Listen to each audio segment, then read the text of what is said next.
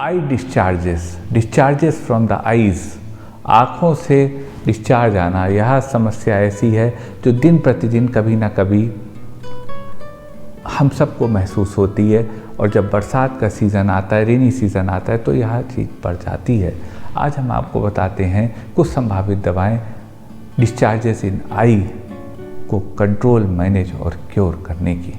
मैं जब तक हूँ या जब नहीं हूँ, पर हमेशा आपके साथ हूँ, कभी भी कहीं भी। मैंने होम्योपैथी से आज तक जो भी ज्ञान अर्जन किया है, वह समाज के अंतिम पंक्ति में खड़े अंतिम व्यक्ति तक सरल सुलभ समाधान के रूप में पहुँचे, यह मेरा दृढ़ निश्चय है। मैं इस कार्य को सफल स्वरूप देने में लगा हूँ। समाज के उत्थान के इस कार्य में मैं आपकी भी सक्रिय सहभागिता की अपेक्षा करता हूँ।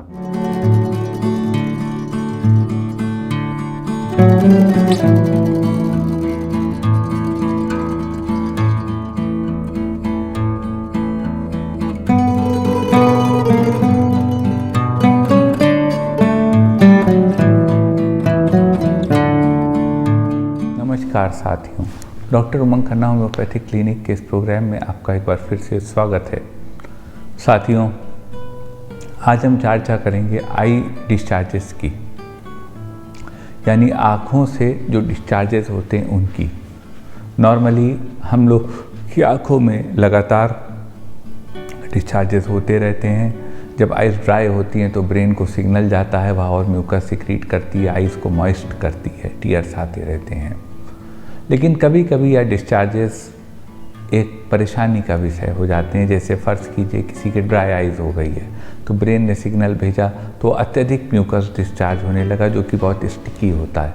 नॉर्मली जब हम लोग दिन भर जो है वहाँ कांटेक्ट में रहते हैं एनवायरनमेंट के, तो थोड़े बहुत डस्ट पार्टिकल्स आते रहते हैं, वाइफ में जमा होते रहते हैं। रात में हम सोते हैं तो वह सारे जो पार्टिकल्स होते हैं, वह जो डिस्चार्जेस होते हैं नॉर्मल कंडीशन में आइज़ के, उसके साथ नोज़ के साइड में एक्युमुलेट हो जाते हैं, जिसको कि स्लीप आई कहते हैं।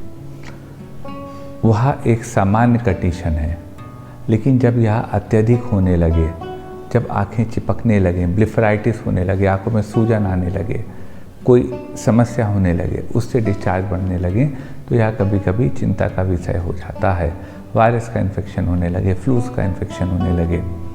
आजकल ऐसा मौसम भी है कि जो रेनी सीज़न होता है उसमें फ्लूज का इन्फेक्शन होने लगता है। आज हम साथियों चर्चा करेंगे आई डिस्चार्जेस को कंट्रोल, मैनेज, क्योर करने की संभावित होम्योपैथिक दवाओं पर। दवाएं साथियों कारगर हैं, लेकिन मैं आपसे कहूँगा आँख का बहुत बड़ी नियामत है ऊपर वाले की।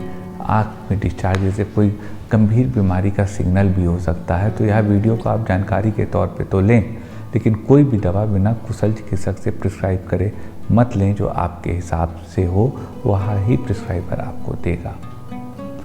चलते साथियों सफ़र पे आपको बताते हैं आई डिस्चार्जेस को कंट्रोल, मैनेज, क्योर करने की कुछ संभावित होम्योपैथिक दवाएं।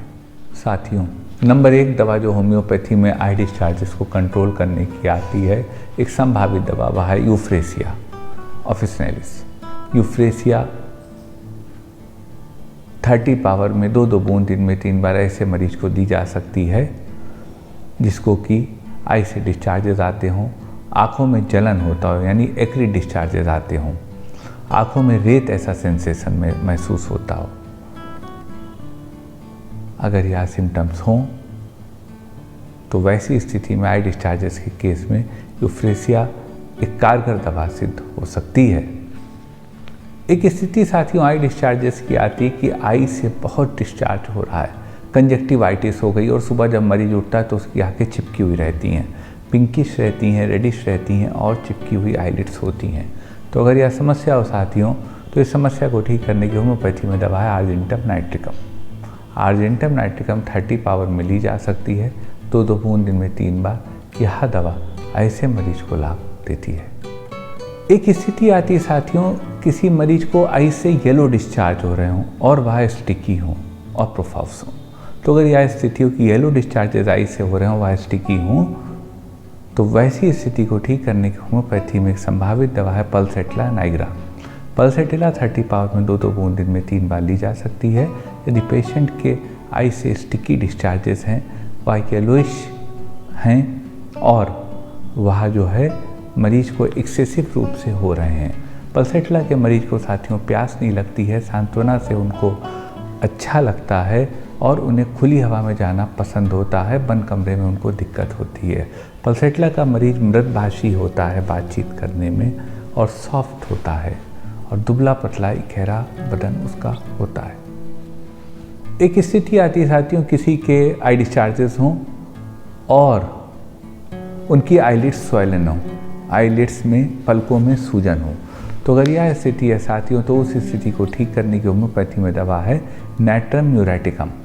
नैट्रम म्यूर 1 mg की 3 खुराक 5-5 मिनट के फासले पर वीकली दी जा सकती हैं। यदि मरीज को आईलिड्स स्वेल कर गई हों, उनको एक्सेसिव डिस्चार्ज हो रहे हों, आँखों के आसपास एक कालापन आ गया हो, पर्पल टिंट आ गया हो, यदि यह सिम्टम्स हो तो ऐसी स्थिति की नैट्रम म्यूर एक अच्छी दवा हो सकती है। एक स्थिति आती है साथियों, किसी मरीज को वाइट कलर का आई डिस्चार्ज हो रहा हो और आइज में पेन हो। तो अगर यह स्थिति हो कि वाइट आई डिस्चार्ज हो रहा हो और आइज में पेन हो, तो एक पॉसिबल दवा है साथियों इस स्थिति को ठीक करने की पेट्रोलियम रेक्टिफरेंस। पेट्रोलियम 1 mg की 3 खुराक 5-5 मिनट के फासले पर दी जा सकती हैं। यदि मरीज को आइज से वाइट डिस्चार्ज आ रहे हों, आइज पेनफुल हों और नॉर्मली उनकी स्किन में क्रैक्स बने रहते हों और उनसे वाटरी डिस्चार्जेस आते हों, इस तरह के यदि सिम्टम हो और यह विंटर्स में एग्रेवेट करते हों, इस तरह के सिम्टम्स हों, तो पेट्रोलियम ऐसी स्थिति में ड्रग ऑफ द चॉइस हो सकती है। एक स्थिति आती है साथियों, किसी मरीज को आई डिस्चार्जेस आ रहे हों, आइज में रेडनेस हो और लाइट से उनको बहुत ज़्यादा दिक्कत हो। तो यदि यह सिम्टम हो कि लाइट की चमक से बहुत तकलीफ हो रही हो और आई में डिस्चार्जेस आ रहे हो और आइज में चुभन हो, तो उस स्थिति को ठीक करने की होम्योपैथी में दवा है apis mellifica. Apis mel 30 power में 2-2 बूंद दिन में 3 बार दी जा सकती है। यदि आई डिस्चार्जेस हों, स्टिंगी डिस्चार्जेस हों, चुभन ऐसी हो रही हो और फोटोफोबिया हो, लाइट से दिक्कत हो रही हो, एपिस के मरीज को प्यास नहीं लगती है, यह एक थर्स्टलेस रेमेडी है। एक स्थिति आती है साथियों, किसी मरीज को क्रॉनिक आई इन्फेक्शन हो गया हो, आइज में बड़ा पुराना इन्फेक्शन हो और उनके आइज से पस का डिस्चार्ज होता हो। तो अगर यह स्थिति हो साथियों, तो इस स्थिति की दवा है होम्योपैथी में hepar sulphur. Hepar sulphur pus formation को रोकती है, सप्यूरेशन को रोकती है, हाइपर सेंसिटिव पेशेंट्स के लिए होती है जिनको सर्दी गर्मी से ज़्यादा दिक्कत होती है। यह दवा ऐसी स्थिति में मरीज को लाभ देती है।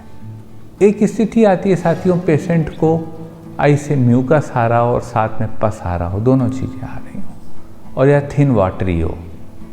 अगर यह स्थिति हो साथियों, तो इस स्थिति को ठीक करने की होम्योपैथी में बहुत अच्छी दवा है मर्क सॉल्युबलिस। मर्कसॉल 30 पावर में 2-2 बूंद दिन में 3 बार दी जा सकती है। यह दवा ऐसी स्थिति में लाभ देती है जबकि पेशेंट को थिन वाटरी डिस्चार्ज आ रहा हो, यह दवा ऐसी स्थिति में लाभ देगी।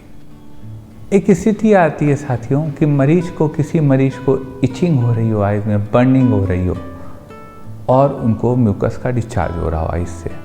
अगर ऐसी स्थिति हो तो एक पॉसिबल दवा इसके लिए होम्योपैथी में अच्छी है, वह है सल्फर। सल्फर 1 mg की 3 खुराक 5-5 मिनट के फासले पर उस स्थिति में दी जा सकती है जब मरीज को फोटोफोबिया हो, रोशनी से दिक्कत हो रही हो, उनके म्यूकस फॉर्मेशन हो रहा हो, पेशेंट का लाइफ स्टाइल रात को देर से सोने वाला और जागने वाला और सुबह सोने वाला हो, पेशेंट को मीठी चीज़ें खाना पसंद हो, पेशेंट को सुस्त मिजाज का हो, जैसे खड़े भी हो रहे हैं तो कहीं पे टेक लगा के खड़े हो रहे हैं, थोड़ा सा डर्टी लुकिंग एक सेंसेशन मिले, अगर यह सिम्टम्स मिले तो ड्रग ऑफ द चॉइस इस स्थिति में सल्फर ऐसे मरीज की हो सकती है। एक स्थिति साथियों आती है, किसी मरीज को आइज से डिस्चार्जेस आ रहे हों, उनको कंजक्टिवा बिल्कुल रेड हो गई हो और जो डिस्चार्जेज हो वह स्टिकी हों। अगर यह सिम्टम हो और मरीज कॉन्स्टिपेटेड रहता हो, उसे ऑब्स्टिनेट कॉन्स्टिपेशन रहता हो, तो अगर यह सिम्टम्स हों और मरीज अगर फेयर फैट एंड फ्लैबी है, तो अगर उसे यह सिम्टम हो तो उस स्थिति को ठीक करने की होम्योपैथी में दवा है ग्रेफाइटिस। ग्रेफाइटिस 30 पावर में 2-2 बूंद दिन में 3 बार ली जा सकती है। ऐसी स्थिति में यह दवा संभावित रूप से आई डिस्चार्जेस के केस में लाभ देगी। एक स्थिति आती है साथियों, वाटरी नेसल डिस्चार्ज हो रहा हो, आँख से वाटरी नेसल डिस्चार्ज हो रहा हो, वाटरी डिस्चार्ज हो रहा हो और साथ में नोज से भी डिस्चार्ज हो रहा हो वाटर का।